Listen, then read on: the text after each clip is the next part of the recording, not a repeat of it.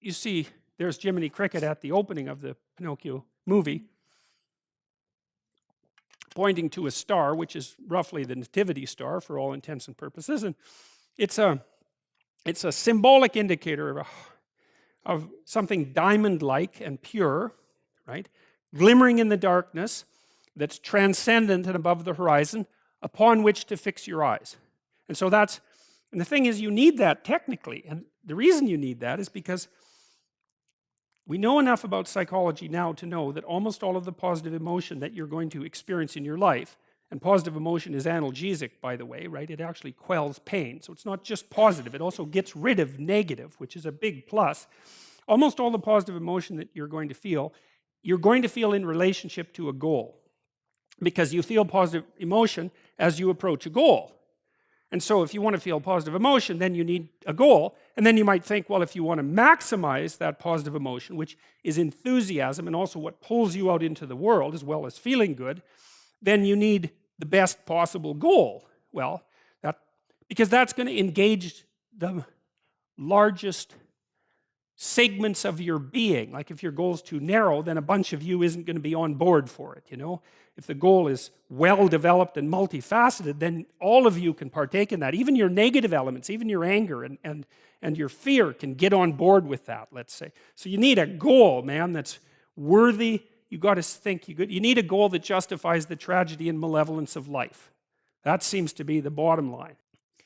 Now, I'm going to introduce a couple of other ideas. So there's this idea in Jungian psychology called the circumambulation. And Jung had this idea that you had a potential future self, which would be in potential everything that you could be. And that it manifests itself moment to moment in your present life by making you interested in things. And the things that you're interested in are the things that would guide you along the path that would lead you to maximal development. Now, it sounds like a metaphysical idea or a mystical idea even, but it's not. It's not. It's a really profoundly biological idea. The idea is something like, well, you're set up so that you're automatically interested in those things that would fully expand you as a well-adapted creature. Well, like, there's nothing radical about that idea. What else could possibly be the case? Unless there's something fundamentally flawed about you, that is what the situation would be. It's kind of interesting to think about how that would be manifest moment to moment, but the idea is something like, well, your interest is captured by those things that lead you down the path of development. Well, that better be the case. Okay, so that's fine. And so there's some utility in pursuing those things that you're interested in. That's the call to adventure, let's say. And the call to adventure takes you all sorts of places. Now, the problem with the call to adventure is, like, what the hell do you know? You might be interested in things that are kind of warped and bent. And often it's the case that when new parts of people manifest themselves and grip their interests, say, they do it very badly and shoddily. And so you stumble around like an idiot when you try to do something new.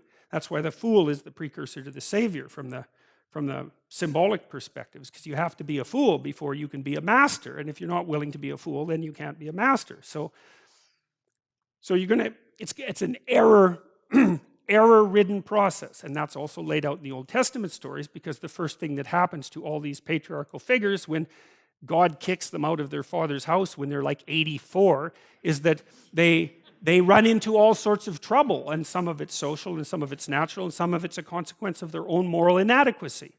So they're fools. But the thing that's so interesting is that despite the fact that they're fools, they're still supposed to go on the adventure, and that they're capable of learning enough as a consequence of moving forward on the adventure so that they straighten themselves out across time. And so it's something like this. So this circumambulation that Jung talked about was this continual, we'll return to this continual circling in some sense of who you could be. You might notice, for example, that there are themes in your life. You know, when you go back across your experiences, you see you kind of have your typical experience that sort of repeats itself.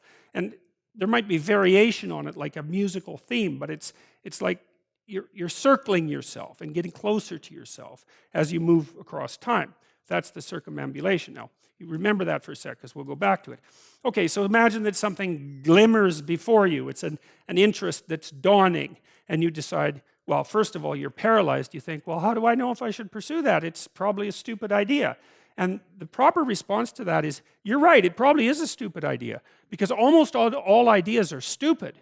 And so the probability that as you move forward on your adventure that you're going to get it right the first time is zero. It's just not going to happen. And so then you might think, well, maybe I'll just wait around until I get the right idea, and which people do, right? So they're like 40-year-old, 13-year-olds, which is not a good idea.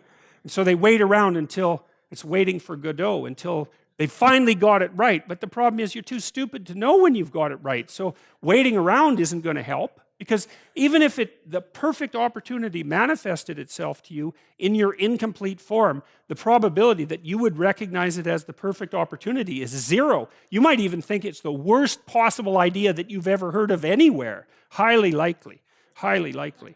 So you have, Nietzsche called that a will to stupidity, which I really liked.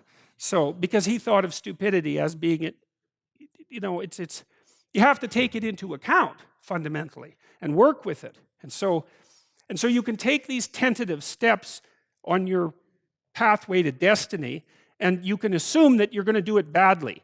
And that's really useful, because you don't have to beat yourself up. It's pretty easy to do it badly.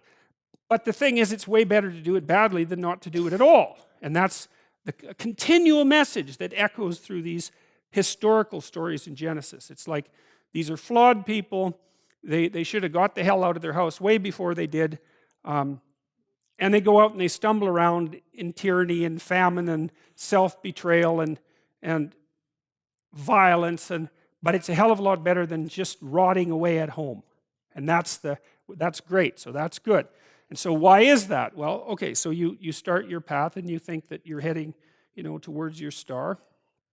And so you go in that direction. And then, because you're here, the world looks a particular way, but then when you move here, the world looks different, and you're different as a consequence of having made that voyage. And so what that means is that now that thing that glimmers in front of you is going to have shifted its location, because you weren't very good at specifying it to begin with, and now that you're a little sharper and more focused than you were, it's going to reveal itself with more accuracy to you. And so then you have to take it's almost like a 180-degree reversal. But it isn't, because, you've gone this far, and that's a long ways to get that far. But that's a lot farther than you would be if you just stayed where you were, waiting. And so it doesn't matter that you overshoot continually, because as you overshoot, even if you don't learn what you should have done, you're going to continually learn what you shouldn't keep doing. And if you learn enough about what you shouldn't keep doing, then that's tantamount at some point to learning at the same time what you should be doing. So it's okay. So it's like this. Now, what's cool about it, though, I think, is that as you progress, the degree of overshooting starts to decline, right? And that we know that there's nothing hypothetical about that. As you learn a new skill, like even to play a song on the piano, for example, you overshoot madly. You're making all sorts of mistakes to begin with, and then the mistakes, they disappear. Every time you learn something, that's how it is. And that's really useful to know, too, because it means that it's okay to wander around stupidly before you fix your destination. Now, you see that echoed in Exodus, right? Because what happens is that the Egyptians, or the Hebrews, escape a tyranny, which is kind of whatever you do personally and psychologically when you escape from your previous set of stupidly held and ignorant and stubborn axioms. It's like, away from that tyranny. It's like, great, I freed myself from that. Well, then what?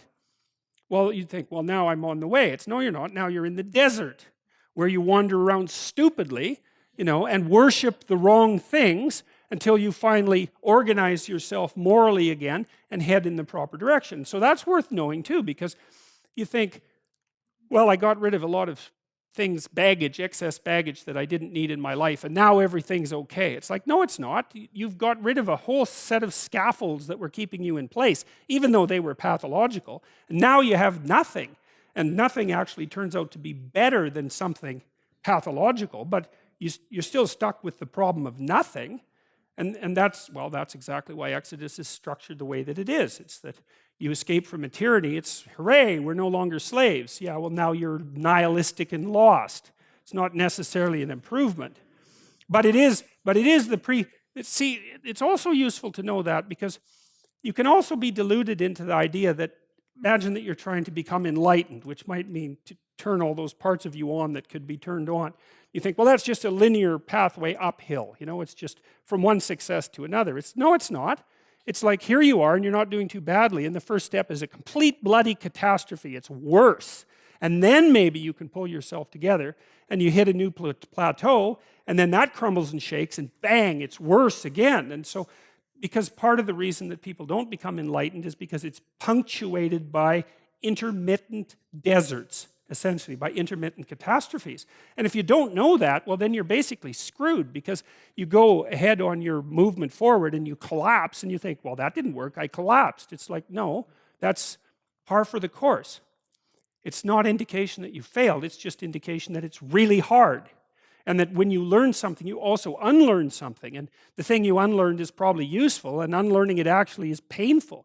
You know, let's say if you have to get out of a bad relationship. It's like there isn't any relationship that's 100% bad. And so when you jump out of it, well, maybe you're in better shape, but you're still lonesome and disoriented, and you don't know what your past was, and you don't know what your present is, and you don't know what your future is.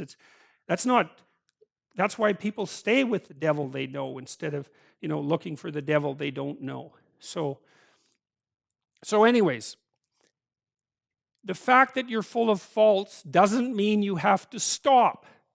And thank God for that. That's a really useful thing. And the fact that you're full of faults doesn't mean that you can't learn. And so you can posit an ideal, and you're going to be wrong about it, but it doesn't matter, because what you're right about is positing the ideal and moving towards it. If the actual ideal isn't conceptualized perfectly, well, first, surprise, surprise, because like, what are you going to do that's perfect? So it doesn't matter that it's imperfect. It just matters that you do it and that you move forward. So that's really positive news as far as I'm concerned, because you can actually do that, right? You can do it badly. Anyone can do that. So that's useful.